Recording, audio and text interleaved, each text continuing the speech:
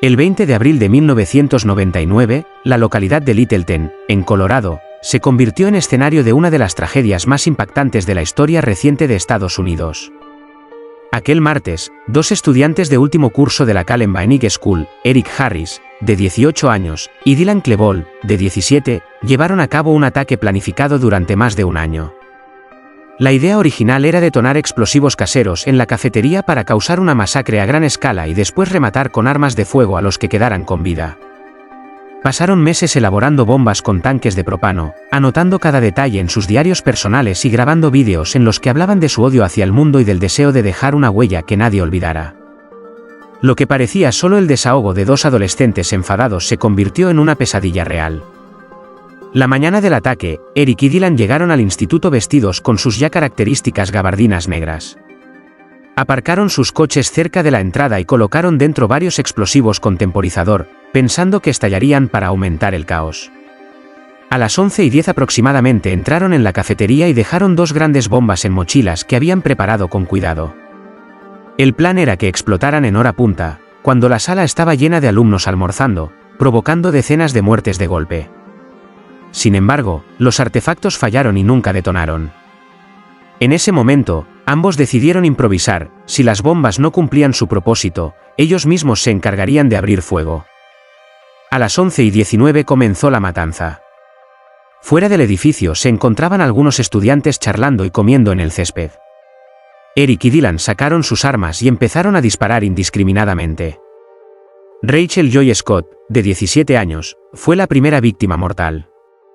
Otro estudiante, Richard Castaldo, resultó gravemente herido. Los atacantes avanzaron hacia la entrada oeste de la escuela disparando a todo lo que se movía. La confusión fue inmediata, gritos, carreras, gente que no entendía qué estaba pasando. Algunos pensaron al principio que era una broma pesada, una recreación de guerra o un acto teatral, hasta que los cuerpos ensangrentados en el suelo dejaron claro que era real. Al ingresar al edificio, se dirigieron hacia la biblioteca, el lugar que se convertiría en el epicentro del horror. Allí encontraron decenas de alumnos escondidos debajo de las mesas. Testigos narraron después que Eric y Dylan caminaban entre las filas como si estuvieran cazando, riéndose, insultando y seleccionando a quién disparar.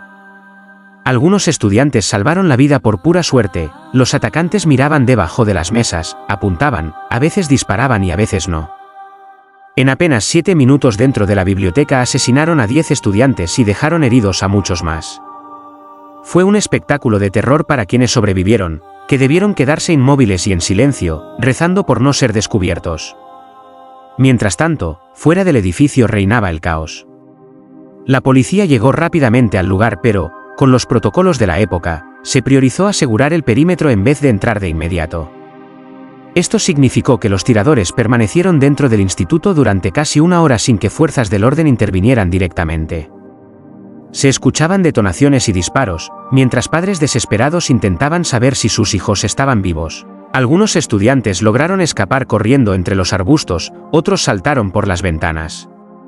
Los asesinos no solo disparaban, también habían dejado bombas caseras en varios pasillos y en sus coches, con la intención de causar más víctimas e incluso acabar con policías y bomberos que acudieran a la escena. Muchas de esas bombas tampoco explotaron. El plan original había fracasado parcialmente, pero eso no impidió que dejaran una estela de muerte y destrucción.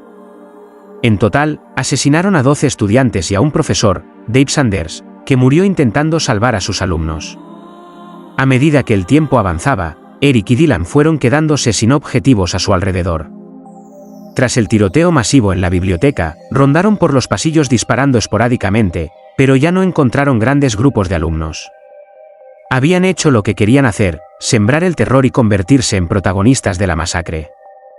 Finalmente, poco después de las 12 del mediodía, regresaron a la biblioteca, el lugar donde habían cometido la mayor parte de los asesinatos. Allí, entre cuerpos y sangre, Eric se pegó un tiro en la cabeza con su escopeta y Dylan se disparó con su pistola. En cuestión de segundos, el horror terminó. El ataque había durado menos de una hora, pero la magnitud de su impacto fue devastadora. El saldo final fue terrible: 13 personas asesinadas, más de 20 heridos, decenas de traumatizados de por vida y 2 jóvenes que se quitaron la vida tras llevar a cabo uno de los crímenes más famosos del mundo. Eric Harris murió a los 18 años, Dylan Klebold a los 17. Sus nombres quedaron grabados en la memoria colectiva no como rebeldes, sino como símbolos de violencia sin sentido. Con ellos no hubo juicio ni condena, su final fue un suicidio planeado desde el principio, parte de un guión macabro que habían escrito juntos. La masacre de Columbine generó un antes y un después en Estados Unidos y en el mundo. Las familias de las víctimas levantaron memoriales y compartieron sus historias. Los supervivientes, aunque vivos, cargaron con el peso de aquel día, muchos con heridas físicas, otros con cicatrices invisibles. El nombre de Columbine se convirtió en un símbolo universal de tragedia, y lamentablemente, en una referencia para futuros atacantes que vieron en aquel suceso un modelo a imitar. Lo ocurrido en esa escuela de Colorado hace más de 2 décadas sigue siendo objeto de estudio en criminología, psicología y seguridad. Eric Harris y Dylan Klebold dejaron pistas en diarios y grabaciones caseras, los llamados tapes de la basura, donde hablaban de sus motivaciones, un odio hacia la humanidad, un deseo de venganza contra quienes los rodeaban y una necesidad de dejar huella a cualquier precio. No se trató simplemente de víctimas de acoso escolar, como se especuló en un principio. Las investigaciones posteriores concluyeron que Eric mostraba rasgos de psicopatía y Dylan sufría una profunda depresión, una combinación letal que derivó en aquella masacre. El 20 de abril de 1999 no solo destrozó a una comunidad, cambió para siempre la forma en que el mundo veía la seguridad en las escuelas. Lo que ocurrió en Columbine no se olvidará jamás.